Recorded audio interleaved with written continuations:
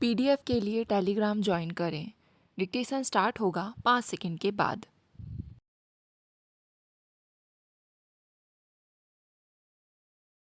अध्यक्ष महोदय, हमारी विकास योजनाओं के कार्यान्वयन में एक बड़ी चिंता का विषय रहा है जन्म दर में पर्याप्त कमी लाने में हमारी विफलता। इस कारण से जनसंख्या में भारी वृद्धि हुई है। आज देश के सामने जो सबसे बड़ी समस्याएं हैं उनमें से यह एक है और मैं आयोजकों की प्रशंसा करता हूं कि उन्होंने इस पर ध्यान केंद्रित किया। इससे पता चलता है कि वैज्ञानिक समुदाय इस समस्या से चिंतित है और इसके समाधान में अपना योगदान करना चाहता है। समस्या के समाधान के बिना देश का सामाजिक आर्थिक विकास संभव नहीं है। हमारी वार्षिक जनसंख्या वृद्धि दर लगातार 2% रही है और इस गति से सदी के अंत तक देश की जनसंख्या 100 करोड़ हो गई है। सन 2024 तक शायद यह दुगुनी से भी ज़्यादा 170 करोड़ हो जाए। सचमुच ये आंकड़े डराने वाले हैं। यह वृद्धि तेज़ी से आर्थिक विकास करने और लोगों की जीवन स्तर सुधारने के हमारे प्रयासों पर प्रतिकूल प्रभाव डालेगी। जनसंख्या पर प्रभावी ढंग से नियंत्रण पाने के लिए यह आवश्यक है कि एक व्यापक दृष्टिकोण अपनाया जाए। जनसंख्या नियंत्रण कार्यक्रमों को संपूर्ण विकास प्रक्रिया से जोड़ने की आवश्यकता है। सामाजिक आर्थिक कारक जैसे महिला साक्षरता, लड़कियों की विवाह आयु, संगठित क्षेत्र में महिलाओं के लिए रोजगार के अवसर और आर्थिक विकास, इन सब का जनसंख्या वृद्धि से गहरा संबंध है। दूसरे देशों के अनुभव से पता चलता है कि शिक्षा और आर्थिक विकास परिवार को आकार को निर्धारित करने वाले दो सबसे महत्वपूर्ण कारक हैं। इसलिए आवश्यक है कि जनसंख्या नीति को शिक्षा योजनाओं और दूसरे विकास कार्यक्रमों से जोड़ा जाए, विशेषकर सबसे निचले स्तर पर। परिवार नियोजन कार्यक्रमों में बड़े स्तर पर इस बात की भावना पैदा करने और लोगों को सामुदायिक स्तर पर एकत्रित करने की आवश्यकता होती है ताकि पूर्वाग्रहों तथा अन्य कमियों को दूर कर सकें।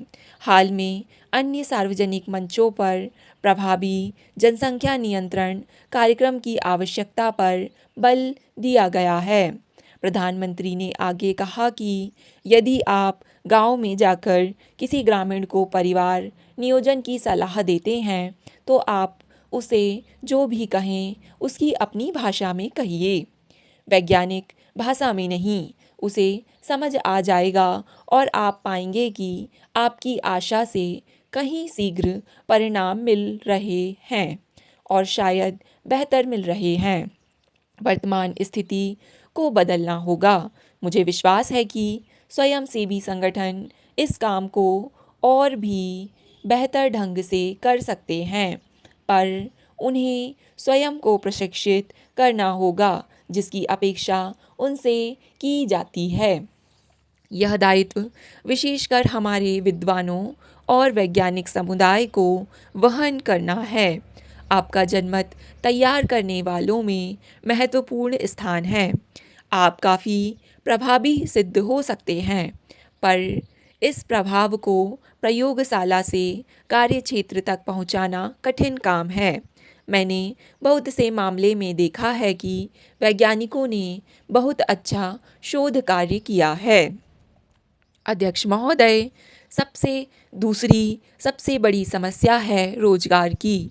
उसके लिए बड़े पैमाने पर रोजगार के साधन पैदा करने के लिए बहुत आवश्यक है कौशल का विकास।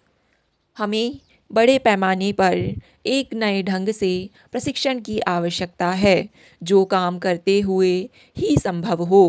भारतीय समाज प्रत्येक घर में काम का प्रशिक्षण का सुंदर उदाहरण प्रस्तुत करता है। हमने कुछ दूसरे कारणों से भी इसे त्याग दिया है।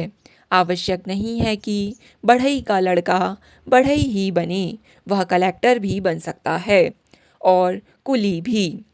इतनी गतिशीलता तो हम ले आए हैं, पर काम पर प्रशिक्षण के बारे में हमारा क्या विचार है? वह प्रशिक्षण जो बुनकर या बढ़ई या लुहार के लड़के के घर पर ही उपलब्ध था, शायद वह चीज़ें बर्बाद भी करता था और इसलिए अपने पिता से मार भी खाता था, पर कुछ सीखता भी तो था। हम अभी तक इसका कोई विकल्प नहीं खोज पाए हैं। हमें यह बात समझ लेनी चाहिए और इस सच्चाई का सामना करना चाहिए। उस व्यवस्था को छोड़ना उचित था, क्योंकि आप समाज को एक ही स्थान पर स्थिर नहीं बना सकते, पर समाज को गतिशील बनाने की कोशिश में आप किसी व्यवस्था के उस गुण को नहीं त्याग सकते जो एक बच्चे को जैसे जैसे वह बढ़ता है वैसे वैसे प्रशिक्षित करता है। उस गुण को आप तब तक नहीं त्याग सकते जब तक उसका कोई विकल्प ना खोज लें। जापान और जर्मनी जैसे देशों में प्रतिवर्ष लाखों लोगों को नौसिखियों के लिए आयोजित प्रशिक्षण कार्यक्रमों में शामिल किया जाता है। मैं उनमें से कुछ संस्थाओं में गया, विशेषकर जर्मनी में, जहां मैं चकित रह गया। पर अंतिम विश्लेषण में मैं सोचता हूँ कि ये देश आज जो अपना रहे हैं उसे हम भारतीय समाज की सदियों से चली आ रही व्यवस्था से ले सकते हैं। यह सुनने में बहुत दूर की बात लग सकती है, पर ऐसा है नहीं।